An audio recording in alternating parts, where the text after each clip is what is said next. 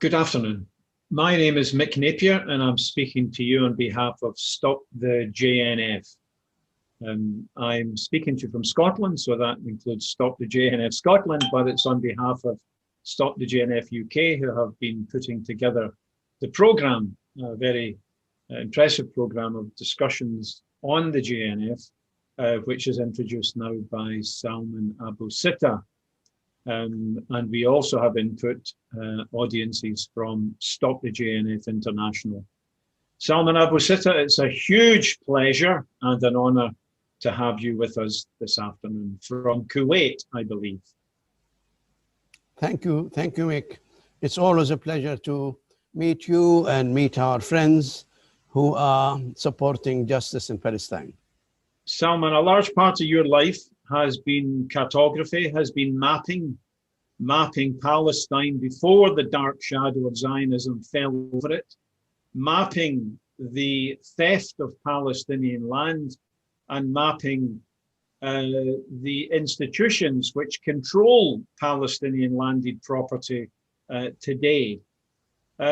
We hear that an absence of maps was a major problem for the Palestinian side during negotiations at Camp David and Oslo and so on.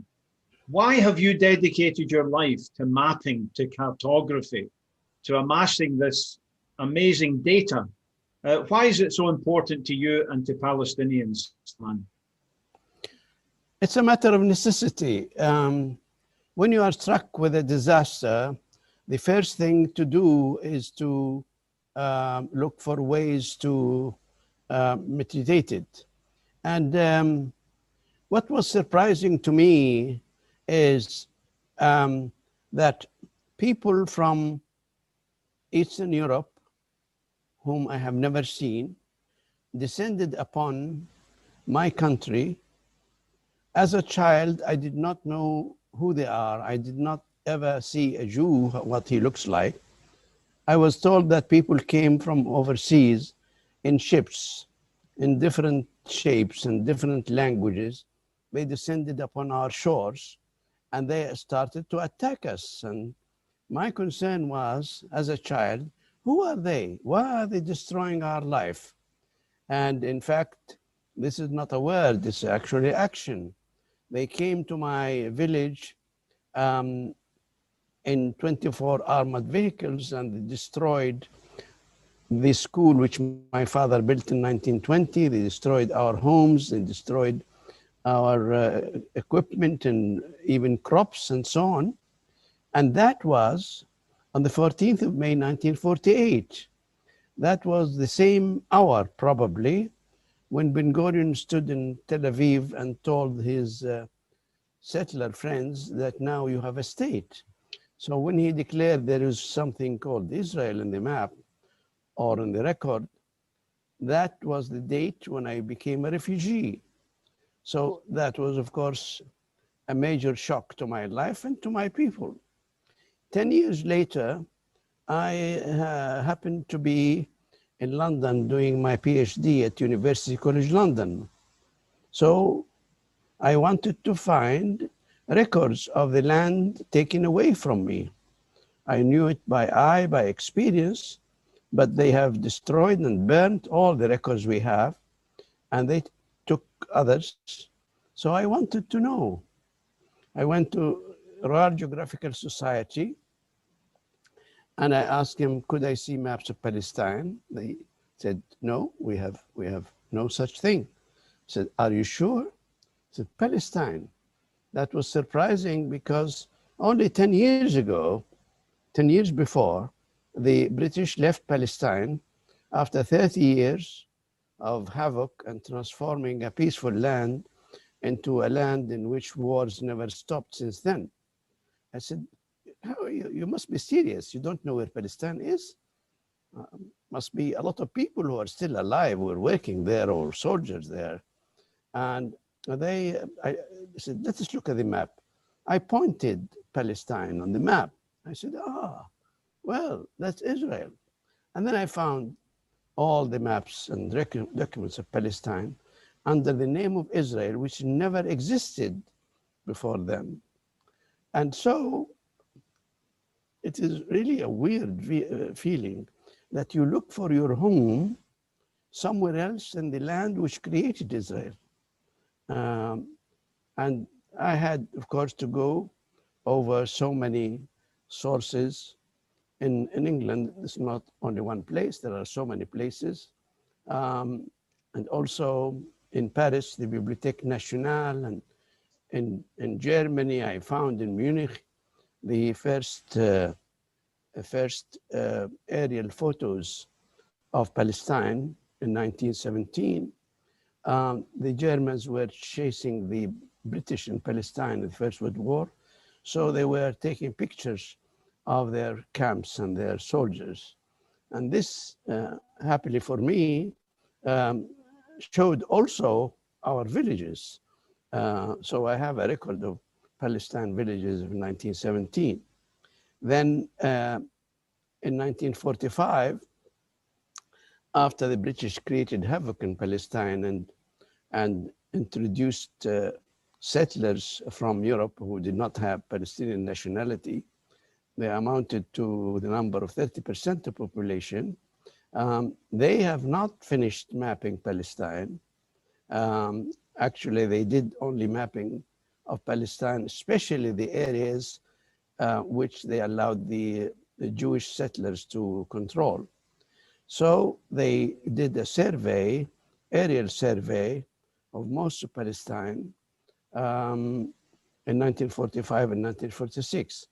And these are the only remaining aerial photos of Palestine before the Zionists destroyed 560,000 villages.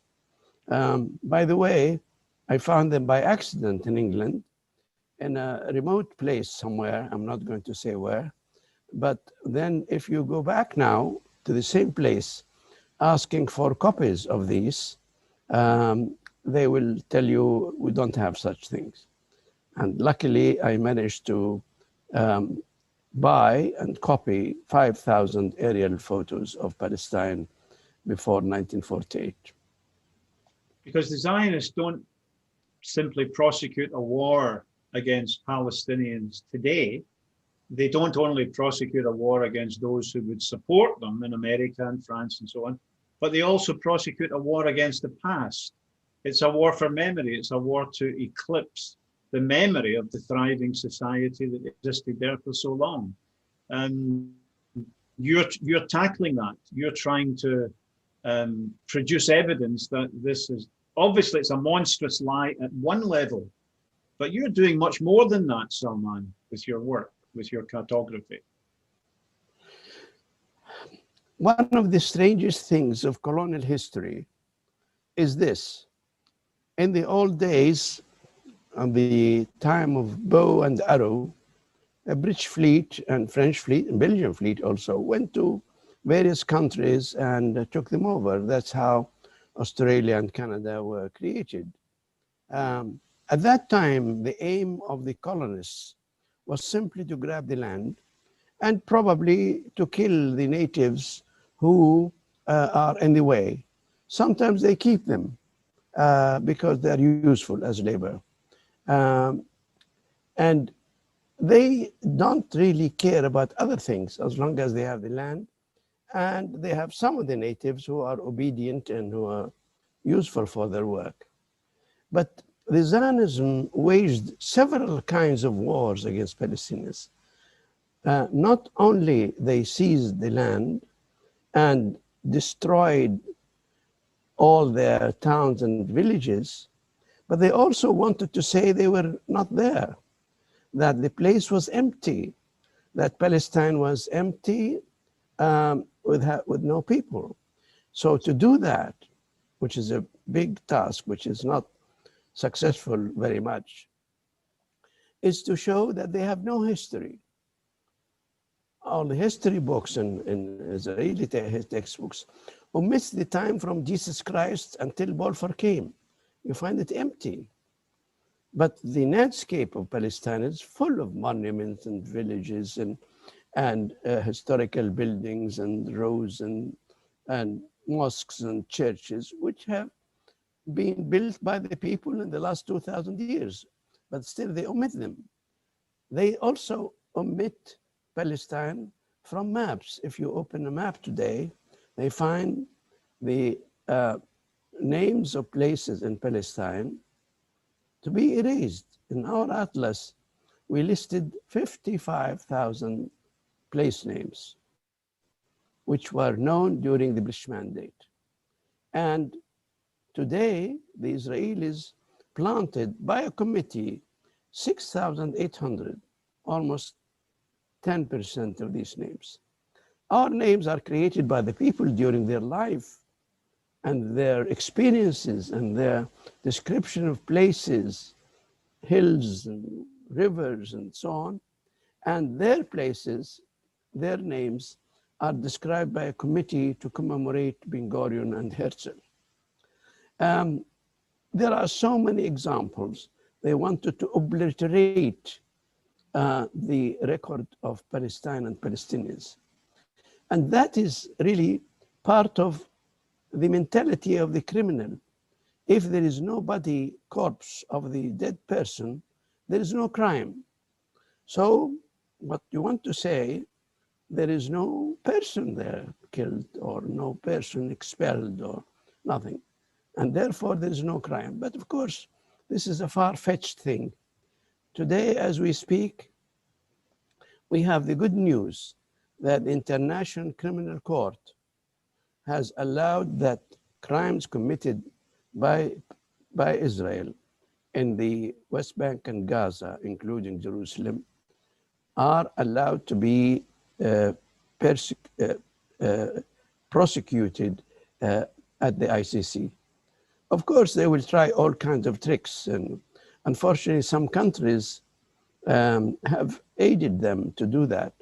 Australia, Germany, and Czech Republic submitted petitions to the ICC not to prosecute Israel, and they failed. It's not a book of old Roman history. It's something happening today under the glare of camera lights and news agencies. So we are witnesses a very strange, a very weird, and very evil kind of colonialism in which not only the gains which has taken illegally before, but to destroy the name and the record of the people who suffered from that. And I think they will not succeed, but they have the power to silence everybody who speaks with that. It's amazing now today, as you probably know, Mick, there is a witch hunt in Germany.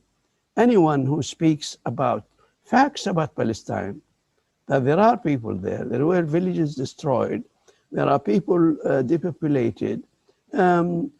Facts are known to a child. If you speak about that, you are prosecuted under law in Germany. If you think about freedom of expression, I don't know if you find anybody who has killed that expression so many times. I just can't believable in this age. So it's not easy to extinguish the past.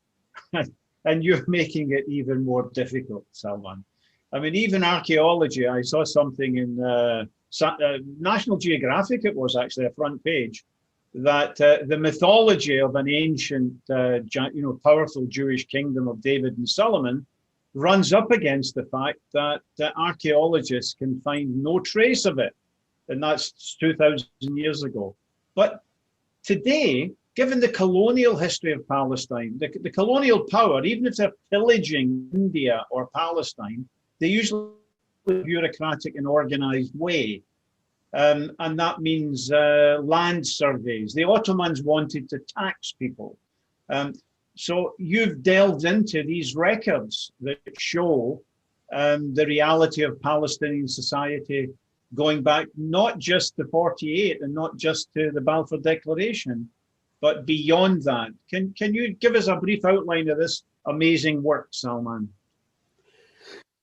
Well, it's so tragic, and the age of communication and Zoom now with Corona, we still communicate and all that. You would be surprised how knowledge, which is simple to find, is denied access to people. It's amazing. It's really amazing when people with intelligence, universities, TV stations, um, internet, emails, with all this is flooding the world, that people are not allowed to speak about a crime which is happening today. It is not in the past, it is in the near past, but it is happening today. And yet we tell people our history is not of today. Our history is very, very long. Now, the crimes committed by the occupation, by the apartheid of Israel, of all Palestinians, not only in the West Bank and Gaza, because the refugees are victims of apartheid as well. The Palestinians who are Israeli citizens are victims of apartheid as well. And members of the diaspora who resist Israel are often hunted down and killed in the streets of London or Dubai or Norway or wherever. Yes, yes, they are, because they are speaking about what happened to them. You see, one fact is very clear. The criminal is afraid of the truth.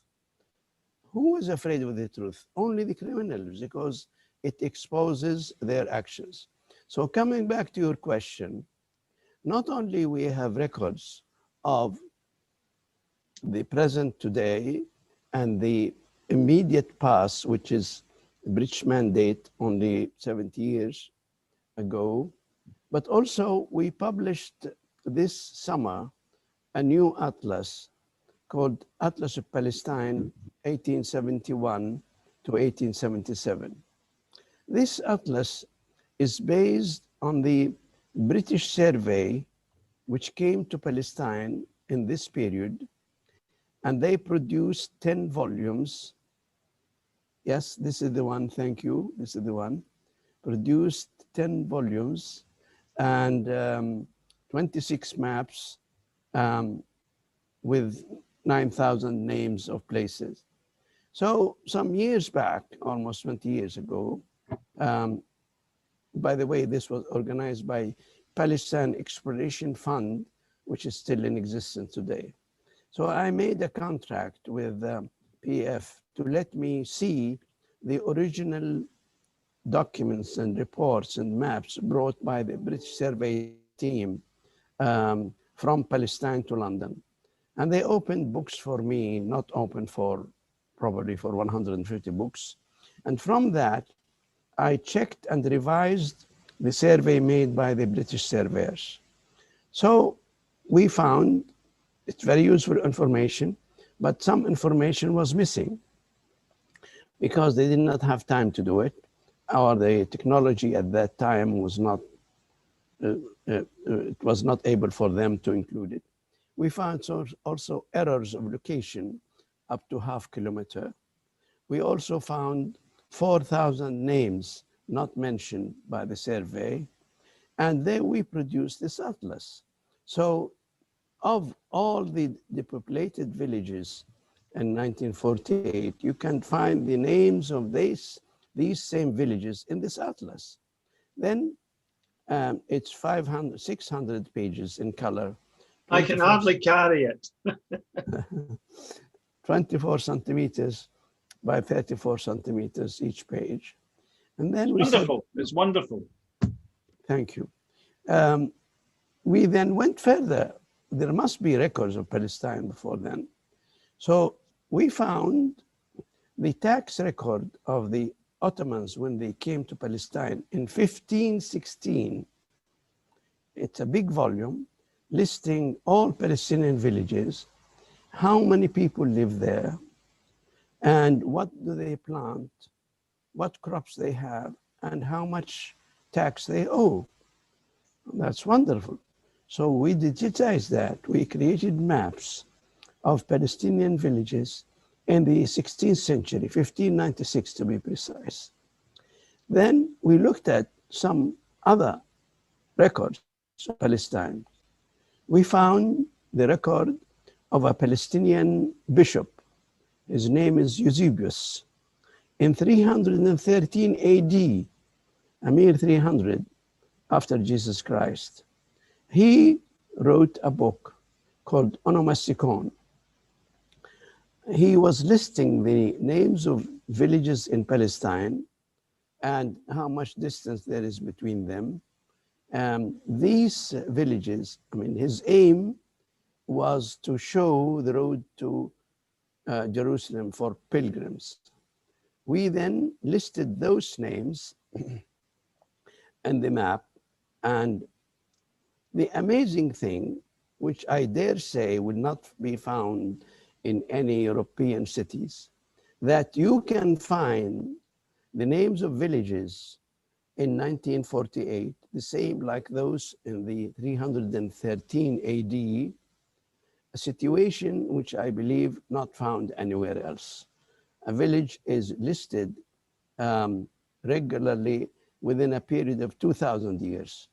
And then they call this a land without people. So this is not only a crime against the people, it's a crime against history, against the, it's an insult to every decent human being. But the story is not over yet. So we are working on creating a better end to this story. Salman, a friend of mine many years ago, just before the internet started, a Sudanese friend, not a rich man, invested in a copy of the set of the Encyclopedia Britannica for his family. Largely a waste of time. I would think these volumes here, and your other one, The Return Journey, which is somewhere nearby, is something any Palestinian family who can afford should keep at home. It's their own story. It gives the lie to a land without people. I think it's just a monumental work. But let me show you one thing if I may, Salman. I'm going to share screen for a moment.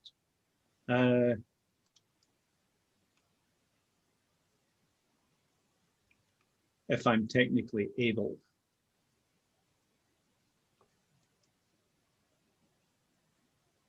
I don't suppose anybody can see it yet, no? Okay, I'm a failure. Oh, there we go. Salman, it's just a list of some of the Jewish National Fund parks and forests in Palestine. Western Palestine, north and south, and so on. And you can see from Australia to the USA, Denmark, Finland, Norway, Scotland, there's a separate JNF here, Ireland, etc., Latin America. These parks are usually named after Europe and settler colonial countries, a sign of solidarity with the state of Israel and the so-called Jewish people embodied in the state of Israel. It's clearly a provocation. How can people use your work to get to the bottom of the crime? I think these are a list of crime scenes. Each park is a crime scene. How can we tabulate these crimes? How can we show the people of Australia or Ireland what is being done in the name of the people of these countries? How can your work be used? And a supplementary question, I speak to a lot of Palestinians. Salman, you took the trouble because of your own personal refugee status, the violation of your rights. You took embarked on an odyssey that started off with finding out about your own land. I remember one remark you made to me that shocked me. A lot of Palestinians I know have title deeds to the land from which they were driven. But you said something remarkable. You said that those are useful, but Palestinians don't need them to assert their rights to their property currently in Palestine. Can you develop that point, Salman? I think it's really dramatic.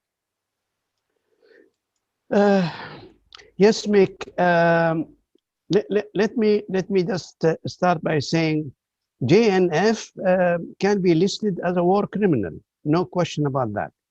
Because before 1948, when the Haganah attacked us with 120,000 soldiers from Europe, the JNF directed the operations of Haganah. They actually told them, we need this piece of land, go this way. They gave them the information they have about the village. They also, when the village was attacked and people were expelled, they actually literally with their bulldozers demolished the village. So they demolished these villages. Let me just describe to you a little anomaly here, which relates to what you have just shown us. If you were able to see the Palestinian landscape after the destruction of villages, what will you see? You will see a pile of stones where a house once stood.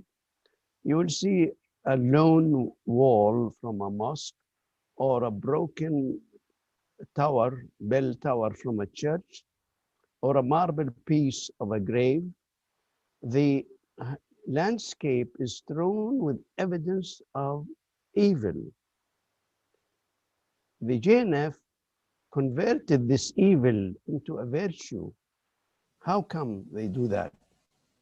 They planted this site to hide the evidence of crime with trees, non-indigenous trees, forests, and all that. And then to add salt to injury, they went round to all the cities in which they have influence in Europe, and they rewarded its leaders by giving them the name of the park they planted on the ruins of Palestinian villages. So when you see a park named by some politician in Europe or America, he is hiding the grave of a dead city, a dead village. That's what we call converting evil into a virtue. And it's amazing that the world did not see the crime behind the facade of charity and so on, as it's called the self. Imagine that JNF is registered in 41 countries and many other cities as an environment improvement organization, which is tax-free, but in fact, it is an environment destruction organization. It's a thievery, a robbery organization of a land.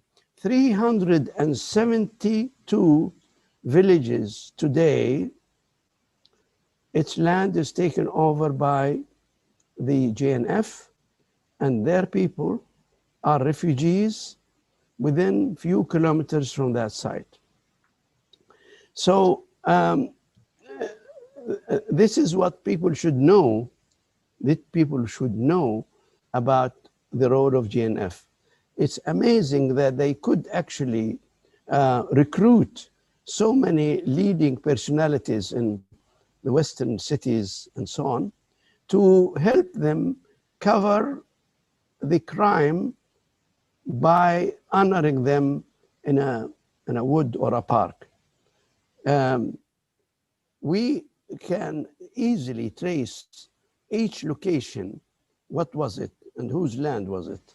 And Mick, you have helped in previous occasions to show the case of some Palestinians whose land was taken over by JNF and they are refugees today. If you like more clarification, I'd be glad to do that. No, I have 101 questions and we don't have enough time to deal with them. Khalid, Palestinian from Edinburgh, asks a question, Salman. I'll read the question. Where am I likely to find deeds to my grandfather's property in Haifa from the British Mandate Archives? I don't know where to begin. I live in Edinburgh and the house in Haifa still exists and it's been sealed off under the absentee property law. Can you help Khalid and others like him, many of them, on where they should start. I presume they start with your atlas, but where should they then go on, Salman? Yes, I received such questions before. Let me start by saying something basic. There is not 1 acre in Israel today, whether a land it occupied 48 or 1967. There is not 1 acre in which Israel has obtained with any legal means. None of them. Israel does not have a single acre of Palestinian land obtained by legal means or peaceful means or by agreed means. Absolutely not. Now you could say to me easily that when the British left, the land controlled by the Jewish settlers was 6%. And we know that. Then they took by force 78%. But I claim even those 6% during British mandate was obtained by collusion of the British, by creating laws which facilitated that. Even that 6% is illegal. So here is a country now recognized by over 160. Salman, can I interrupt you very briefly? The 6% was obtained with great cruelty, for sure. And that's well documented in the memoirs of Zionists, that when they obtained control over a piece of Palestine, they expelled the tillers, the cultivators, and they drove them into poverty. Yes. That's clear. No. Are you saying it's also illegal? And can you develop that point? Yes. I mean, okay, 94%, they cannot claim anything, but the other 6%, can we close the gap on that, Salman? Because Balfour Declaration is illegal. You can't give away what you don't have. I can't tell you, Mick, that I grant you the Buckingham Palace. I don't own Buckingham Palace. And you don't have right to Buckingham Palace. I can't grant you that. And if I do that by twisting, by arms, by this is collusion of robbery. So Balfour Declaration itself. But I bought Buckingham Palace from a man in London a few years ago. Good for you. So if I start from that there is not 1 acre obtained by Zionist settlers. I'm excluding, of course, before 1917, Jews who were Ottoman subjects or Palestinian subjects. They normally, like any other normal citizen, peaceful citizens, like the German Templars, for example, they had land obtained willingly, easily, but other than that, no.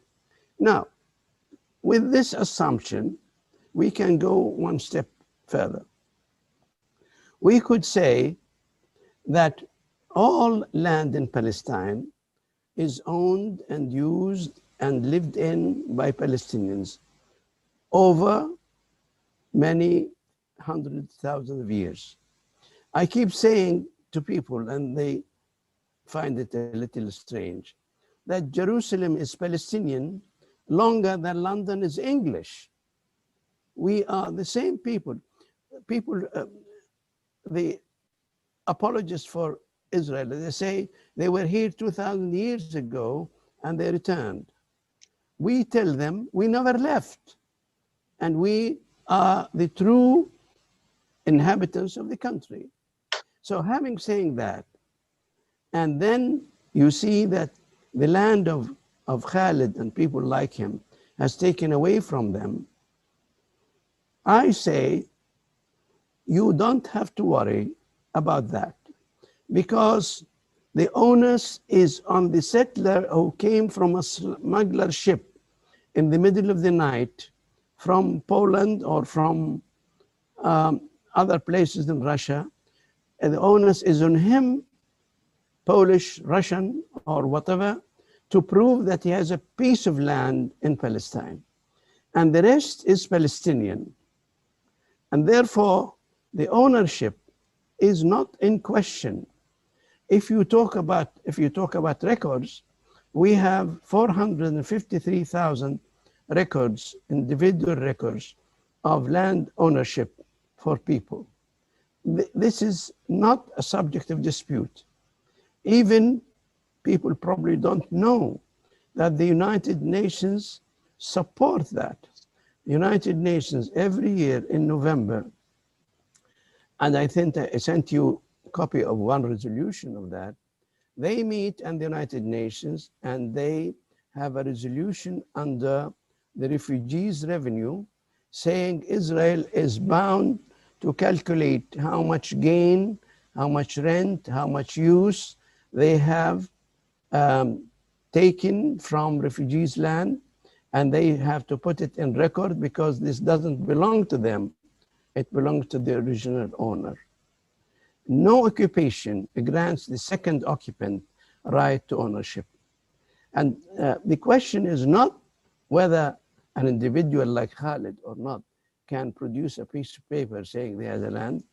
The question is how to employ the international law.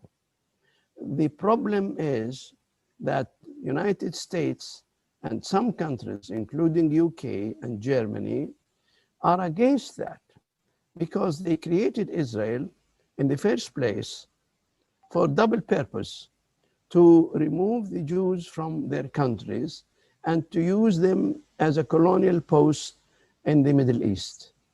This double objective is working for them. Therefore, they have no interest to bring back the land to its people.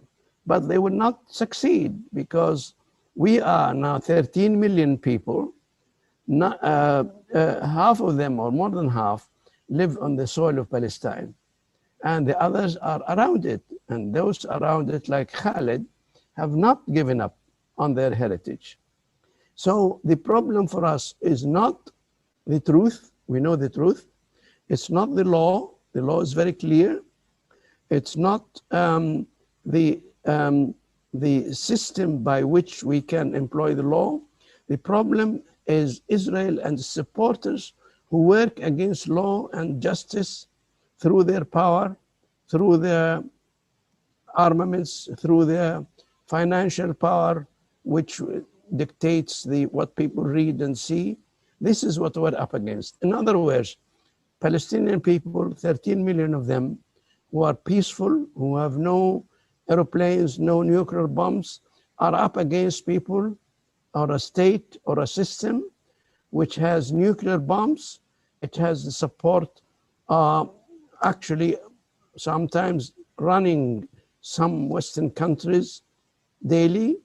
That is the problem. But that, history tells us, will not succeed. Khalid asked where, if he wants to find documents, where should he look, Salman? We accept your arguments, absolutely.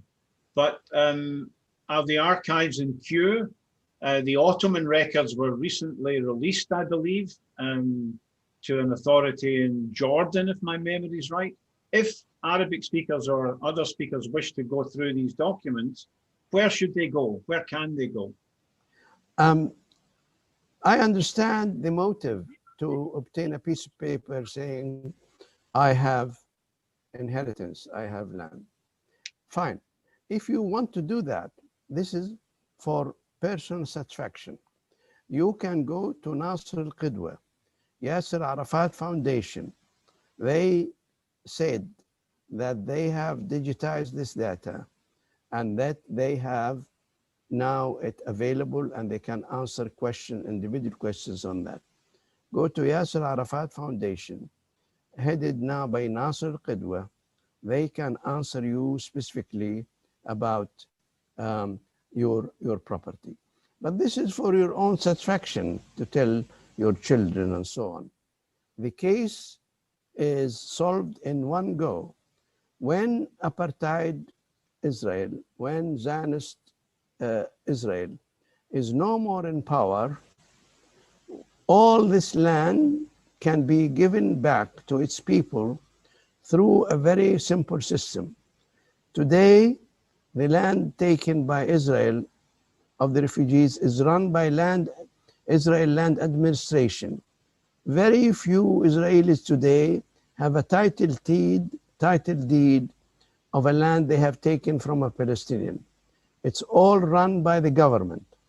And so in the time, which no doubt will come, the land will go back to its owners. There will be a transfer from the authority of Israel Land Administration to something I call Palestine Land Administration. And with that, all the village lands return to its people. We have maps and areas of every village land. We can give it back to the village people. Individually, they sort it out among themselves. So the transfer of ownership, when justice is made to happen, can be done easier than any other country, easier than Bosnia, easier than other countries in which invaders took the property of the people of the land.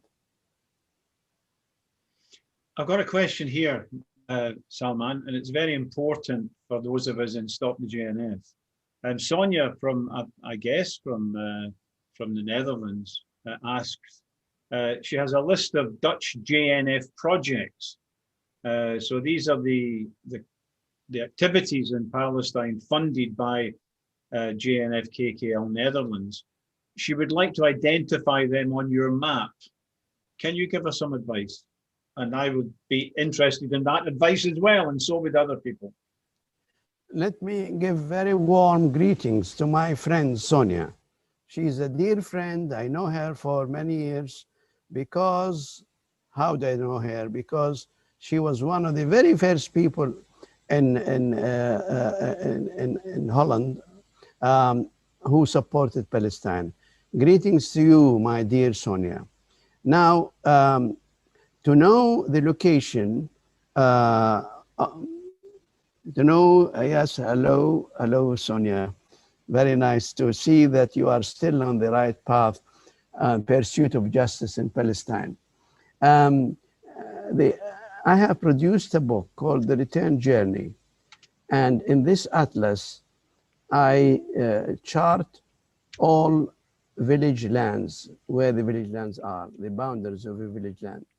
Also the main features of the village, such as the cemetery, if remaining, and the mosque, the church, and so on. And on top of that, I show the lands taken over by Jewish National Fund, the limits of that land, and also by other Zionist settlement organizations. And I also show on the map the present system of roads. Israel destroyed the old system of roads leading to the destroyed villages, of course, but now we have this system, the present system, and through that system, you can actually drive along the new system of roads, and it leads you to your village and to identify your land there. A lot of people have done that, and I believe there is an application called iNakba done by Zochrot. You can click on it from where you are and say, I want to go to Ajur, for example. It leads you to that. If you open the relevant page in my atlas called Return Journey, you can see where your land is, and you see which kibbutz are built on that land, and you can also see which Zionist colonial organization, whether JNF or others, is utilizing the robbed land, the stolen land. You can do that. A lot of people, not a lot, but people can make trips. Refugees go to trips to their land and see who's using it. One of the important things we have done, did the population study, who lives in the refugee land. We found that almost all refugee land, rural village lands are still empty. They have only the kibbutz, which is 1 to 2% of the Israeli population, which is still empty. We have found that people can return to their villages without displacement, to many, very few, if they wish to live in a democratic Palestine. And so that's another sad thing. The laws are on our side, logistics on our side, history, whether immediate or past, is on our side, geography on our side. How could we see this happening in this age? How could we see it in front of our eyes? No, very key. I remember you made that point some years ago at an event in Scotland, a long time ago, and it struck me and it stayed with me that most of the stolen land remains empty without habitations, and that therefore the return is not just right, just, and political, it's also feasible logistically. Salman, can I change the subject slightly? We have individuals who want to oppose the JNF. They have been violated, their family has been violated, their village has been violated, and the Palestinian people have been violated. And they don't wish to push forward on an egotistical basis. They want to tell the story of the Palestinian people, but it helps if they can tell their individual story as part of that. You know, the story of slavery was told through, I remember the series Roots. It created a character who epitomized, who represented the whole horrible history of slavery. Paul Kellerman asks, it's in the spirit, that a lot of land was under collective Palestinian ownership by a whole village. So how can ownership of these lands be asserted? Not in an egotistic as about the other spirit, but how can we tell the story of individuals within the wider crimes against the Palestinian people? I would encourage every Palestinian who's living in Europe, for example, or America, that means he has freedom of movement, to search for his village land. And this is not difficult. We can help them. We have also records of the Palestinians who are refugees. The refugees record is very well established. We know where they are today, in which camp, and many of them, of course, are outside the Arab area. So I would encourage every Palestinian who can do that in Europe, for example, to go with many of his friends from England, from Scotland, to Palestine. That's after he shows them where his land is. To go on a trip and let them see this fact on the ground. Now, I'm not naive enough to say that the Israelis will let them come, but some will get through. And when they get through, the truth will be clear. If they go there, they can see the land, they can knock on the door of someone living in a house belongs to some Palestinian and say, hey, I am the owner of this house. I could have been born here. My father is born here. And what are you doing? There is a case, by the way, recorded in video of such a case. People went and saw, and they are met with extreme nonchalance. The settlers on the land say, that was history. This is our house now. And the people who claim to the whole world they are victims of persecution, they answer the owner of the house, living person, coming to see his house, saying, no, this is all history. Amazing, amazing. I mean, Arnold Toynbee described that very beautifully in his study of history, how the people who have been persecuted should turn immediately to be persecutors of first class. They even advance the art of persecution. So, to summary, I would suggest take many of your friends from the country where you are living in, go together. They will see if you are allowed to come in. They will see if they allow you or they allowed to enter. Go and see the place and then knock on the door and say, this is my house. What do you say? Video that story, tell it to your school, your university, tell it to your newspaper if they dare to publish it before they are described as being anti-Semite. I don't see the connection.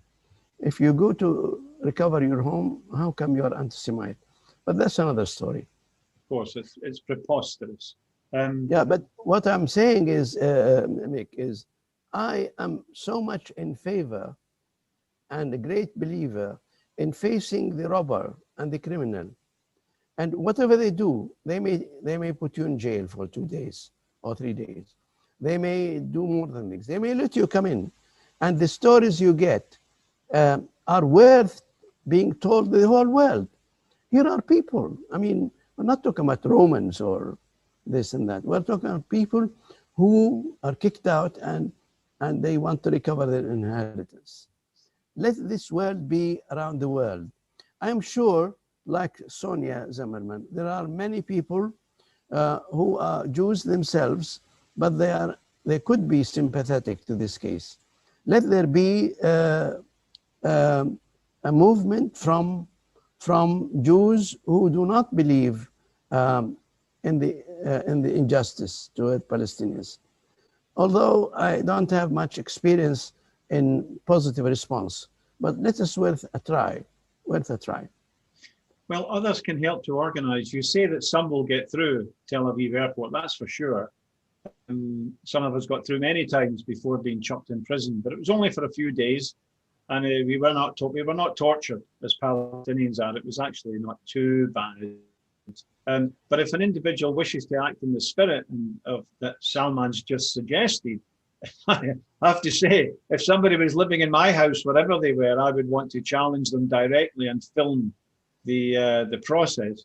Then if the individual doesn't get through, there are friends and comrades who will be able to help, who can even carry a camera and live stream for you if you're prevented from getting to your property under Zionist control in Palestine.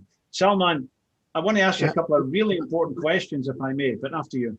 No, I just want to say, I just saw a note about JVP. I really admire everybody who is supporting justice, especially if they are supposed to be on the side of the aggressor and they deny that and they don't approve that. I have seen many good examples of Jews. I'm sure, Mick, you know many of them. Mick Napier, for example, and I don't want to mention names because I may miss some. Honest people, very honest people who say, we are against injustice, no matter who creates it. We are not tribalistic, stick by our religion against injustice. I have seen good examples of that, and they are very active. I know they are vilified by the Zionists in their community, but they still, I met in Australia, for example, very good people who in 1939, their families immigrated from Romania and Hungary to Palestine. And I met one of them who was my age, and he said, when we came to Palestine, they gave us the house of a Palestinian. We entered the house. He was a child then. We found hot food, found bed, unmade bed. We found this. People were kicked out in a hurry. And so they found this so revolting. And they left Israel immediately, and now they live in Australia. There are many examples like that. But I must say, the people who stand up and speak in public, Jews who stand up and speak in public, are like Palestinians. They are also vilified by Zionists. But many of them don't, they have the courage to stay on course. So this, I laud the support of Jews who support justice in Palestine. Why? Because other Zionists say you're against Jews. Now, when Jews speak on side of justice, that of course squashes their argument.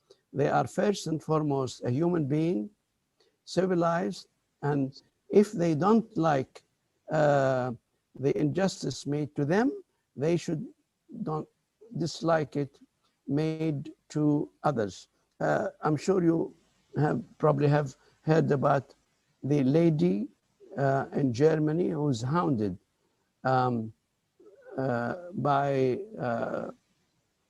Zionists. She, I think her name is Nirit. She is an artist and she is a well-known person in Germany. And she simply says, I'm against persecution of Jews, and I'm also against about any other persecution by anybody. And she's hounded and she's described as terrible names. This is happening today in Germany. So when Jews speak up for justice, I think this is a very good sign that the human spirit is still alive. Salman Abu Sitta, it's 4 minutes to the top of the hour. It's always a huge pleasure.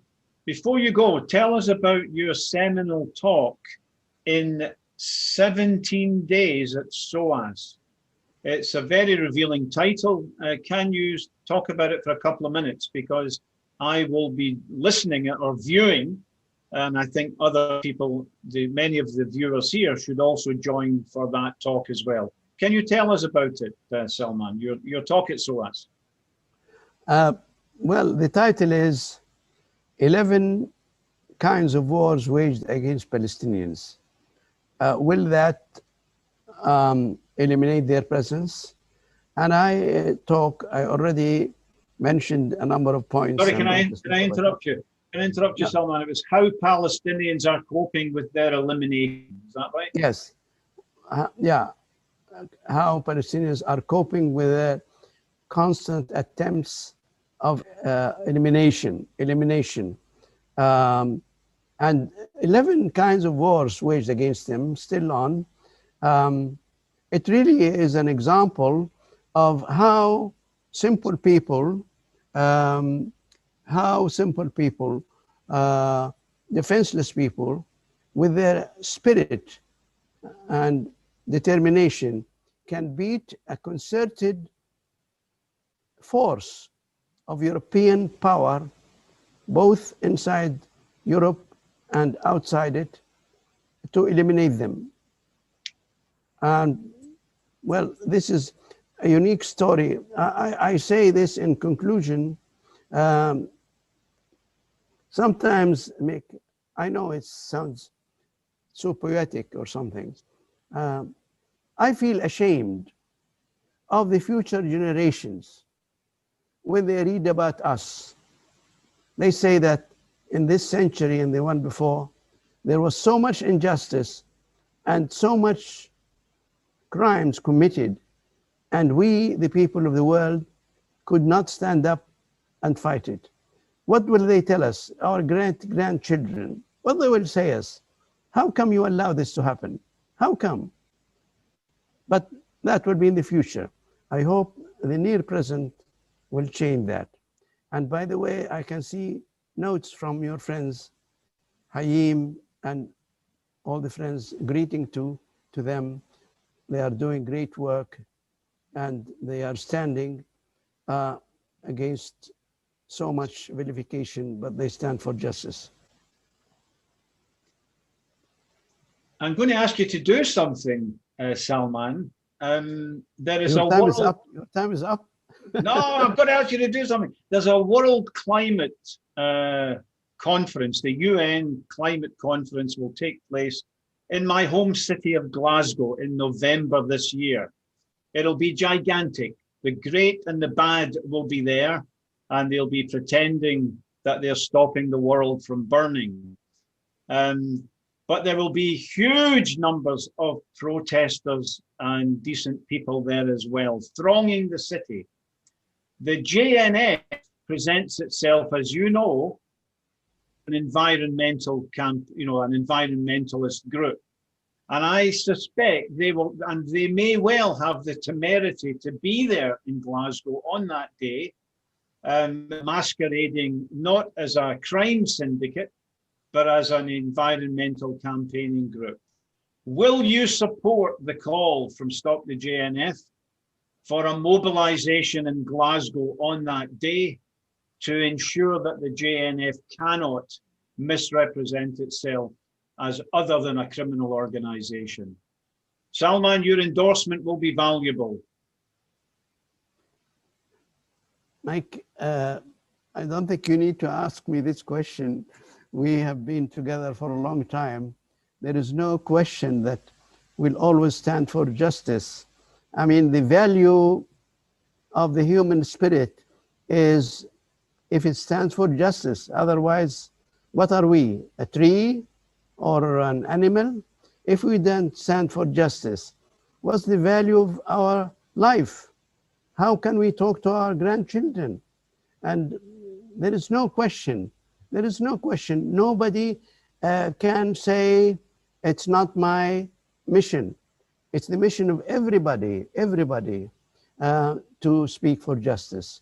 Because if you are not the victim today, you'll be probably the victim tomorrow. And that's why I laud again the effort of Jews like Nerit in Germany, who says, it's never again, it should be never again for us, Jews, and for anybody else. We are not privileged victims. We never again persecution for any person, not only for Jews. That is the spirit which is very admirable. And your work, Mick, you are a Scotsman and you stand for justice. And I keep telling you, I'm sure you'll get tired of me hearing this. I do what I'm doing because I'm selfish.